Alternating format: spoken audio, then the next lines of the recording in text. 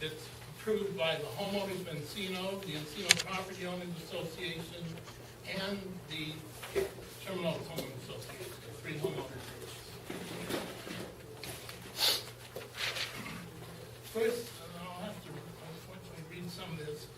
I'm not going to read all this. I'm going to kind of recap, and hopefully you can read some of that on the screen.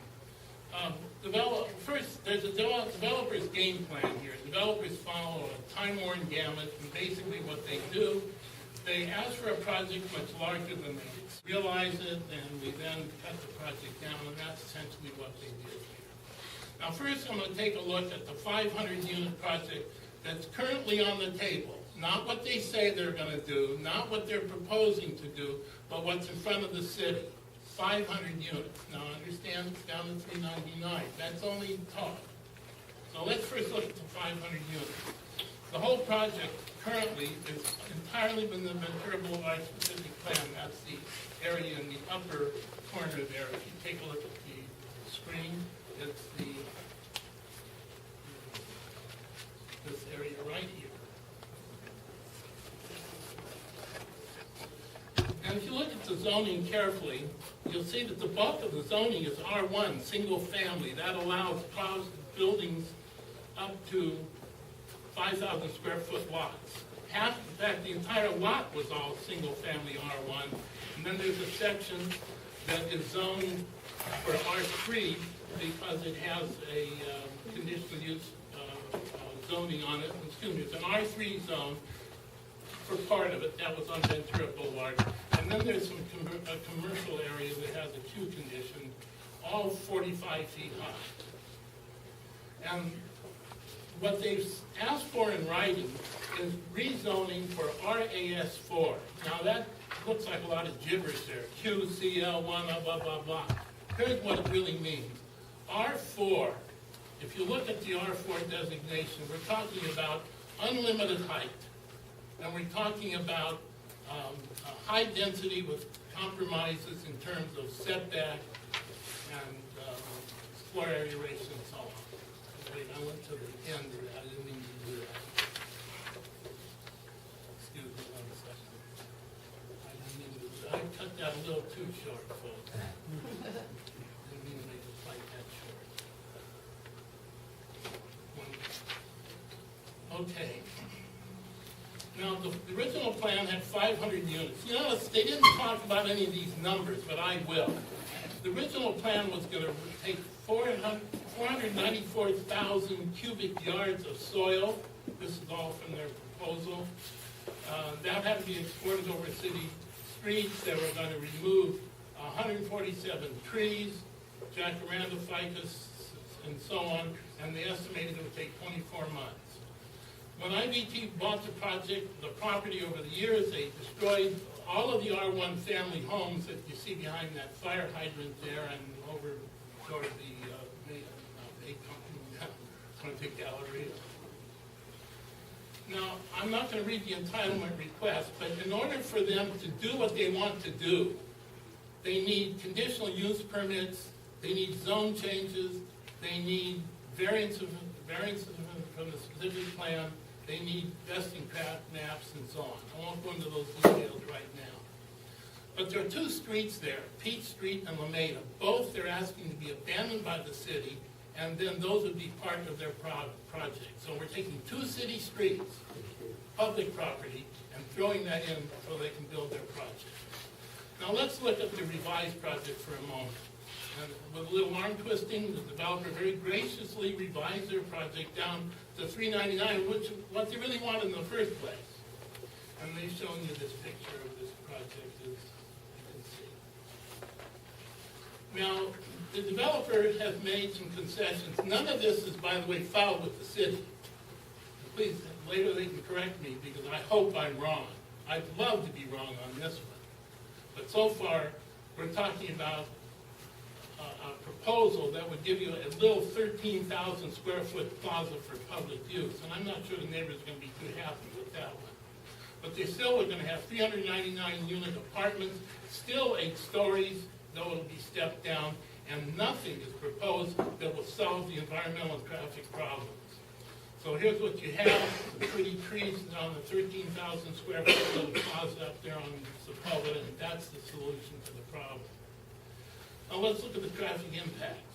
The 101 and 405 are totally jammed. You know that. You drive it every day. I don't have to tell you that. The local streets obviously cannot handle more traffic. Now granted, this slide's a little bit biased. That guy standing there with the hat. That's not the way it is all the time, not yet. Now, the Department of Transportation, they did a study a few years back, and as he pointed out a little while ago, there are significant impacts after all the mitigations, after all the improvements, the street widening, whatever, street striping and so on, will be unmitigatable, having significant impacts. And look at that. Beverly Glen, Dickens, Sepulveda, Sherman Oaks Avenue, Camarillo, even as far as Van Nuys Boulevard. The project will add 5,000 new car trips per day. Think of that, 5,000 per day. I was going to add a slide to this, that was going to show people on buses today. That was one of the suggestions I had. Crowded cheek to jowl on a bus, like they're going to give, go into an expensive apartment and then take a bus to work. The F-leveled intersection, that means gridlock at Sepulveda and Ventura, will get much worse with this project. Everyone in ENCINO that uses Ventura Boulevard will experience more commute time. Now let's think about the construction impacts. 2 years of nightmare, then the problems begin. Now, some of these pictures are all taken in ENCINO, part of the projects that have already previously been built. They're going to export almost 1.5 million cubic yards of soil in these huge 14 cubic yard trucks over these streets. If you were to line those trucks up, 14 cubic yards per truckload, line them up, 60 feet long, they would reach 400 miles. That means from here to San Francisco and another 50 miles beyond that, I guess up to Santa Rosa probably. That's what you got coming out of that 3-story hole. And then, of course, once the project is under construction, it has to be hooked up with utilities. It's going to be electric, power, water, sewage, and so on. All of that's going to jam up the worst possible area, which is Sepulveda and Ventura. I'm going to use 6 minutes. Now, they're going to put in a 3-story underground parking structure that will be dug using this huge, heavy construction equipment. This was either, I don't remember, it's either the Gold Mountain project or the Avalon, one or the other. And of course, huge, heavy equipment will be used throughout the project to take all that soil out, to compact soil, and then, of course, panel pouring foundations and so on. There'll be a huge amount of concrete poured for that project. Think of the number of trucks that are going to have to drive to that site in order to bring the concrete, which will then be pumped over the site down into the 3-story underground area. The construction nightmare will last 2 years before it's rented. Then once it's rented, the traffic problems begin. All ENCINO and Sherman Oaks residents are going to be impacted. Everyone. Now, Jerry, how did the trucks get to the site? Hold on. No questions till I'm finished, please. Because we gave everyone courtesy. Go ahead, Jerry. I'm saying it's keeping time to my job. Quality of life will be impacted. ENCINO and Sherman Oaks residents want to maintain their quality of life and preserve their economic investment in their homes. And certainly, they don't want to see property values decline. This could be a significant reduction in property values. And as you know, many people maintain beautiful homes and they don't want to see this additional capacity and density brought into their neighborhoods. Yes, they could build the project, but the question is, what will happen to community services? Do you think they're going to put another DMV in to service those people? Look at that line in front of DMV. Do you think the post office is another post office that's going to come here? I don't think so. Now, in terms of environmental impacts, there's noise, air pollution, traffic, and numerous other environmental problems. But one of them you might think about, if you lived along Sepulveda across the street east of the project, there's going to be shadows. Their sun will be blocked for all of those apartments and single families that are across the street. They now have sun in the afternoon. That'll all be gone. And where's all the water going to come from for this project? They're going to say, oh, well, sure, we can hook up to the city lines.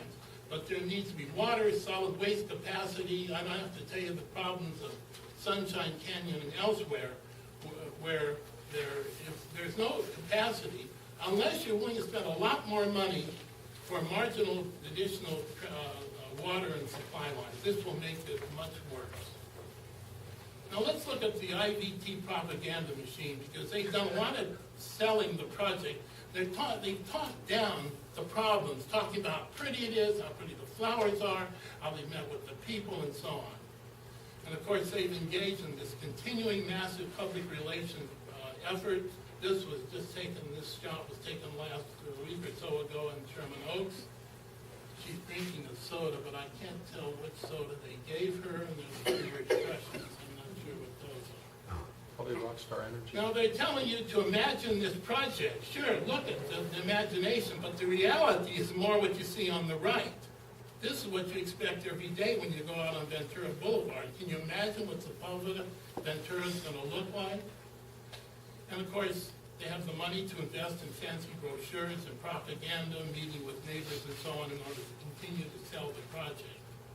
And of course, in Sherman Oaks, they put on a very elaborate dog and pony show on multiple occasions. And I'm surprised they don't have those placards here, but I suspect that they will be shortly. They've held mixers at the Serrano restaurant, inviting people to join, support them.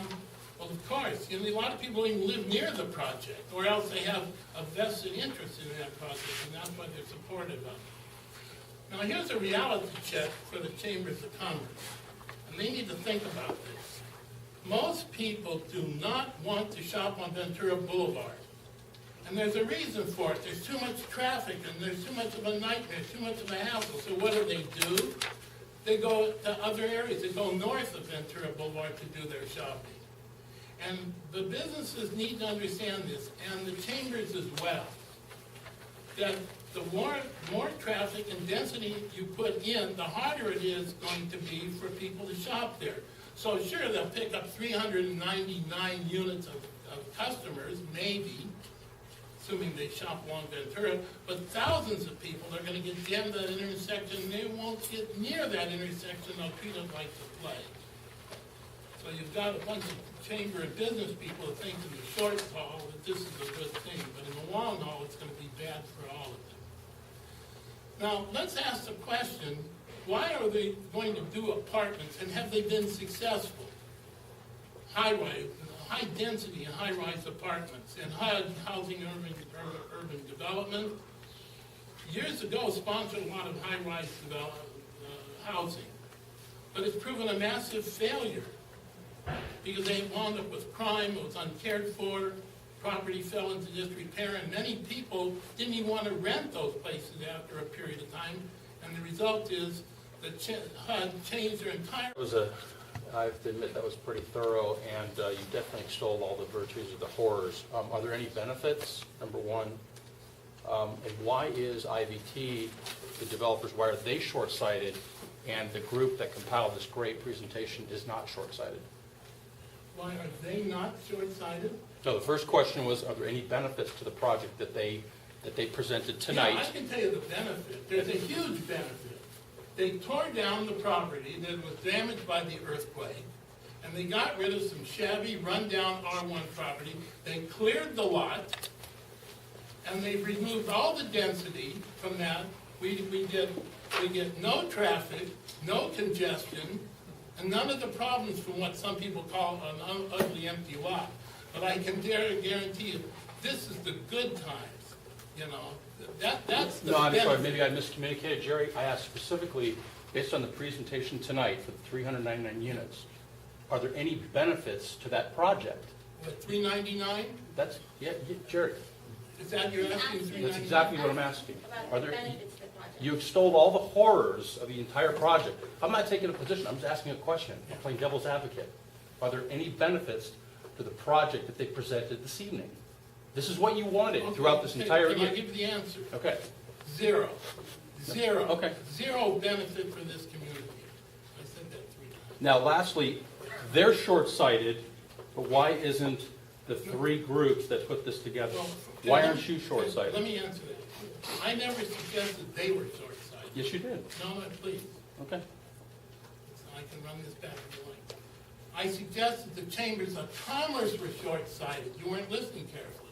There's a big difference. Okay, let's No, Let me finish answering Both, this question, Jerry, you please. said both I'm were. still on my time, okay, without being interrupted.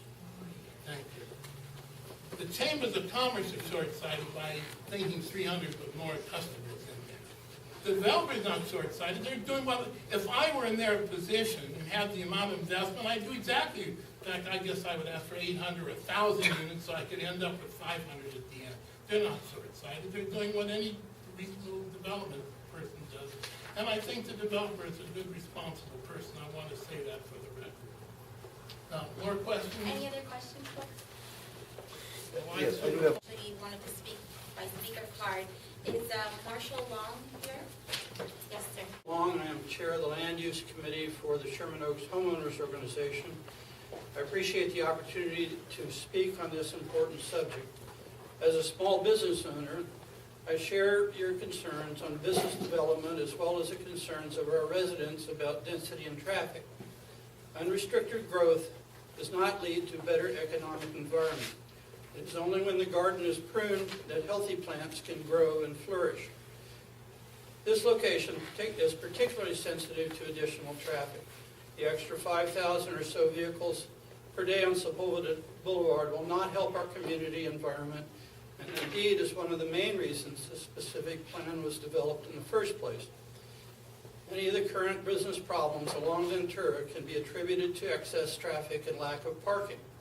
This is why shoppers are drawn to the malls with their acres of free parking. Accordingly, SOHA is joining with HOE and others in proposing a reduction in density and height for this project. We support the developments in compliance with the Ventura Boulevard plan, and I urge the body to to join with SOHA and the residents of Sherman Oaks in supporting this position. I wanted to add a couple of reminders. Under the specific plan, the height limits are applicable to the highest point of the building, not the average point. So stepping a building back and still having the maximum point at 100 feet does not comply with the plan. And the higher buildings at the corner of Ventura and Sepulveda were one of the reasons that the specific plan was developed in the first place. The second one is, and this has been described as a mass transit corridor. Every bus stop is not a mass transit corridor.